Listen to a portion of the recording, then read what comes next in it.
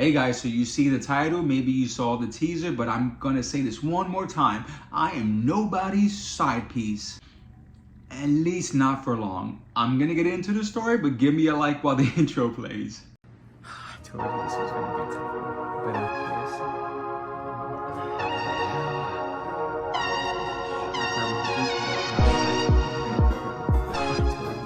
So this story has been on the docket for a long time, but to be honest, I've kept kicking the can, just putting it off, mostly because a lot of the details are very finger pointy, and you guys know I don't want my channel to be about that. So, and just trying to figure out how I was going to tell the story, it was kind of like, maybe next week, because I knew it was going to be a dance. I would have to dance a dance, but you know what?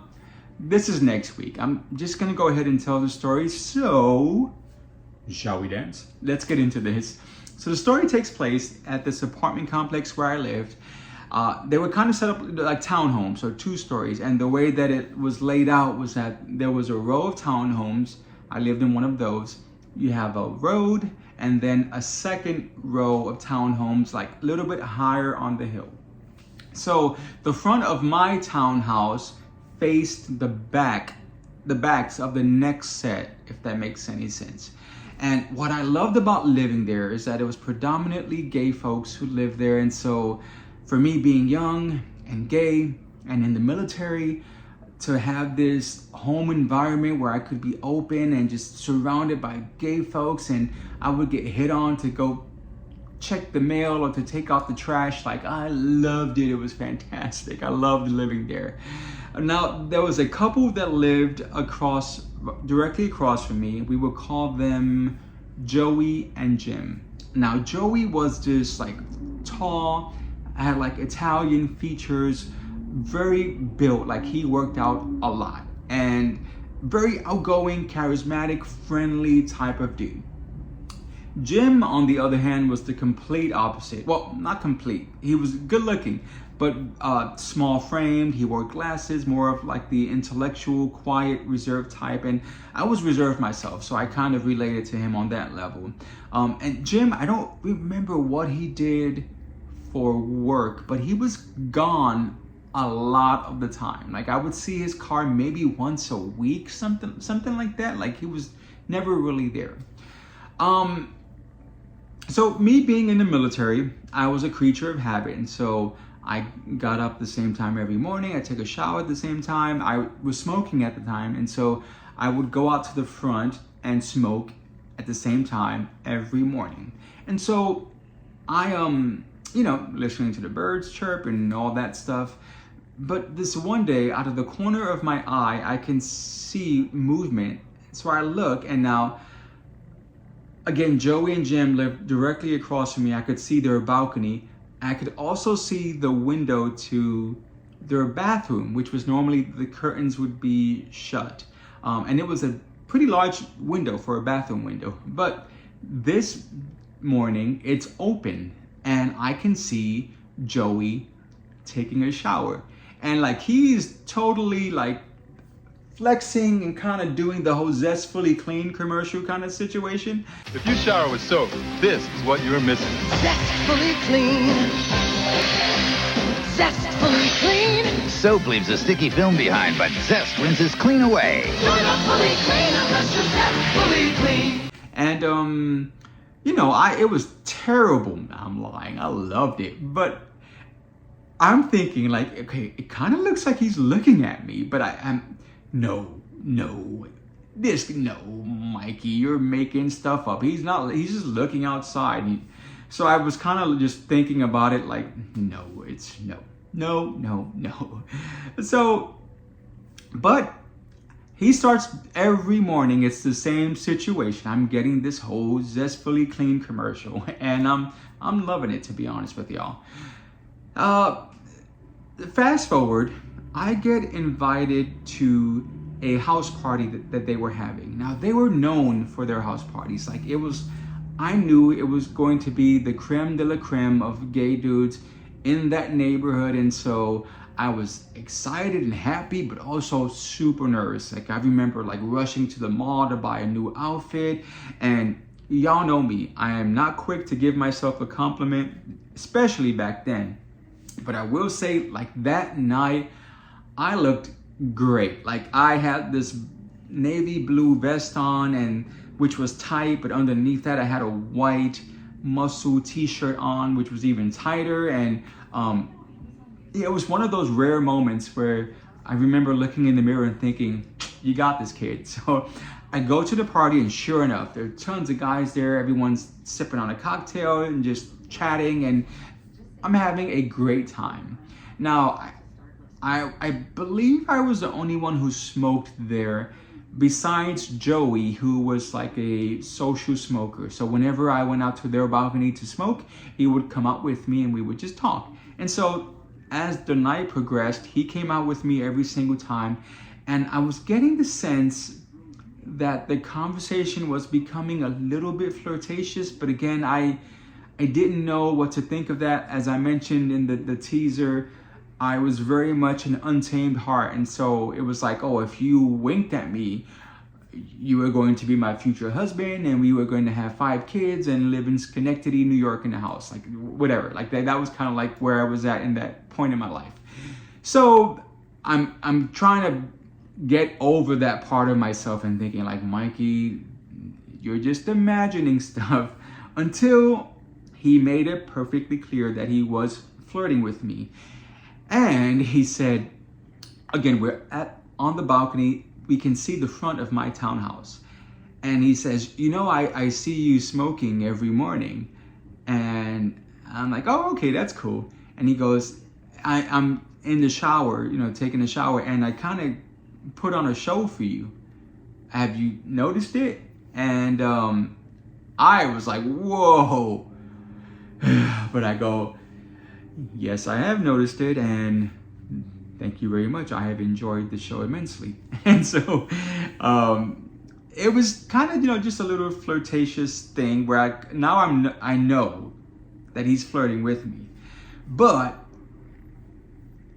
crazily enough, like as we're having this conversation, we were out there for a bit, and I think Jim noticed. So the sliding door opens to the balcony, and he's like, Joey, are you coming in soon? And the way that he said it, the way that he looked at him and looked at me, it was like, oh, dude is pissed. And so Joey's like, I'm gonna go in. I'm like, yeah, you better. So he goes in, but now I'm super like, it's such an awkward thing, right? Because I knew Jim was mad, but I didn't really do anything. I didn't know what was going on. So I thought, you know what? I am going to exit stage left. So I finished my cigarette. I went in like, hey, I had a great time. I had to leave, and whatever excuse that I gave, I have to work in the morning, blah, blah, blah. Like whatever. I just like hightailed it out of there. So that was that. So fast forward a couple of months, and I bump into Joey, and he tells me that he and Jim have broken up. And I'm like, wow, that's horrible. Like I feel that's such a terrible news. How are you doing? Are you okay? This is such sad news. Yeah, right. I was like, sweet. I'm just being honest with y'all. But I could tell he was a little bit down. So I said, you know, me and my friends, we're gonna go clubbing tonight. Do you want to come with? Like, you're more than welcome to join us. So he's like, yeah, I'd love to. Cool. So he knocks on my door, I let him in, and now my friend is upstairs in my shower getting ready. So now it's just me and Joey in my living room. And I have been racking my brain trying to remember how the conversation got to this point, but I do not remember. I do know though that at a certain point he says, have you ever seen an uncut member? Now, I'm Hispanic. From a Catholic neighborhood, I have seen many an uncut member before. But for some reason, I'm like, no, I haven't. So he goes, let me show you. So I'm sitting on the sofa. He stands right in front of me and just shows me. And like a moth to a flame burning by the fire, like I just went for it. Now, not to completion, of course, because my friend was upstairs getting ready. But yeah, I did. I'll admit that. And so we all get into the car to get, my friend was driving, Joey was in the passenger, and I was like in the back seat sitting in the middle.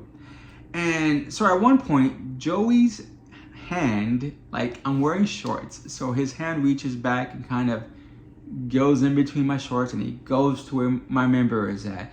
And it was kind of like, I think he was trying to be sly about it, but he wasn't. And like, I remember looking at my friend through the rear view, and he's like, I could see the look on his face, like, what the heck? Because he didn't know what was going on with Joey and Jim. But then also, I'm also like, what the heck? Because I wasn't that type of dude to like do stuff like that in front of other people. Like, that wasn't my thing. And so I'm like conflicted because I wanted to do this, but the setting was totally off. So I just kind of like, I didn't swat him off, but I just kind of like, like just kind of slowly move him away. So we go to the club. We have a great time.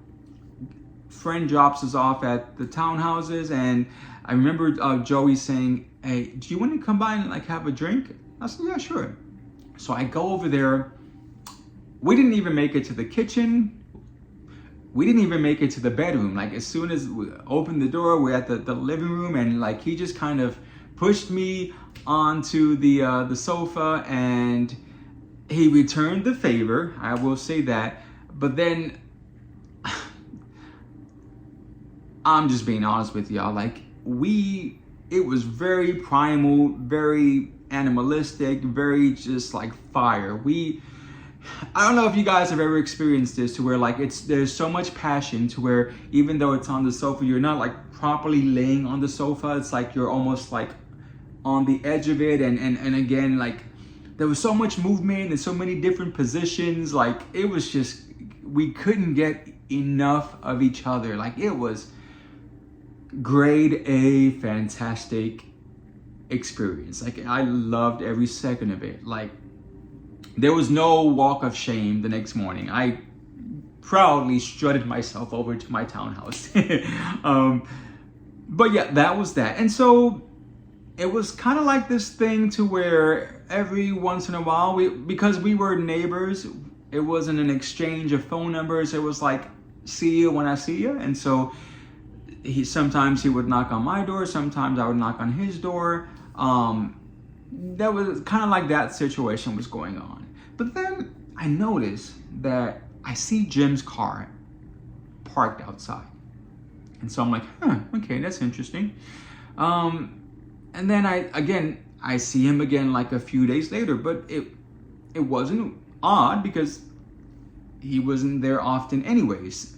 But the fact that I did see him twice, I'm thinking, well, something's not right here. So then the next time I saw Joey, I'm like, hey, I saw Jim's car was outside a few times. What's going on? He's like, well, he's trying to work things out, but I'm not sure. So that's like kind of like where we're at. And I'm like, okay. I said, well, what are you thinking about getting back with him? And he's like, no, not really. Like, I like what's going on with you. And I said, okay, that's cool. But then I still keep seeing the car out there occasionally.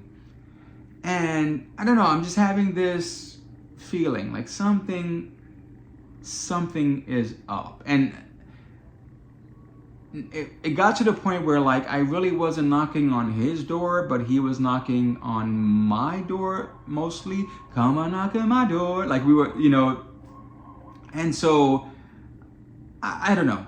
I knew something was up. Eventually, it got to the point where one day I'm outside and I see Jim actually getting out the car. So I go over to him like, hey, Jim, what's going on? We have this conversation and, we're both being friendly with each other, but I'm still thinking like, I don't know. Something is not right about this. So the next time I see Joey, I'm like, hey, just be honest with me. Like, what is the deal? Is he just coming by often or what's going on? And he's like, oh, well, he kind of moved back in. And I'm like, oh, okay. And I said, when? And he's like, oh, a few weeks ago. And you know, we had been intimate often within those few weeks. So I'm thinking like, what? And he's like, yeah, you know, like I'm still not sure, because again, I want to see where things work out with you. And I'm like, okay, I understand that, but he is living with you. And he goes, yeah. And I'm like, then I'm the side piece, right? And that was like where, like, yeah, that was the moment with like the balloon popped, and I'm like, I don't want anything to do with this. My self-esteem was so low then that I was really just like, I couldn't deal with something like that. I really just wanted someone to come in and adore me, to be honest with y'all. Like, that's what I wanted, for someone to sweep me off my feet.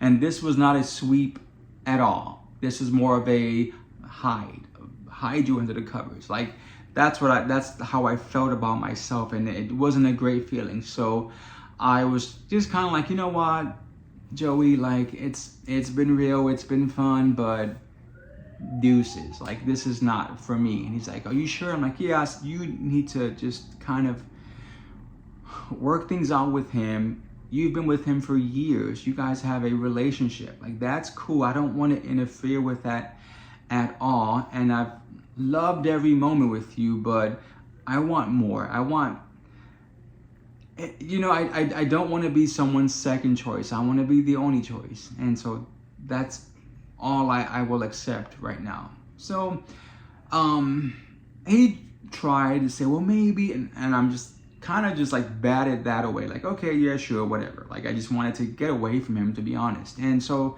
for the rest of the time that I lived there, I just kind of avoided them as much as possible. Like, not in a standoffish way, but just in a, I don't want to be part of this. So I started smoking out on my balcony, you know, so I wouldn't have to be out front, and I just kind of changed my habits to where I would just not see either one of them, to be honest. So yeah, that's my story.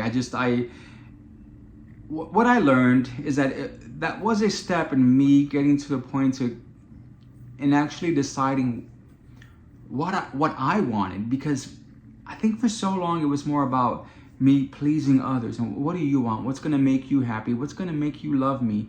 And that was one moment where I thought, what do I want? Like, what's gonna make me happy, and what do I want from a guy? Like, what do I want my love to look like? And I do want love. I want someone to love me. So that was like a pivotal moment in my thought processes.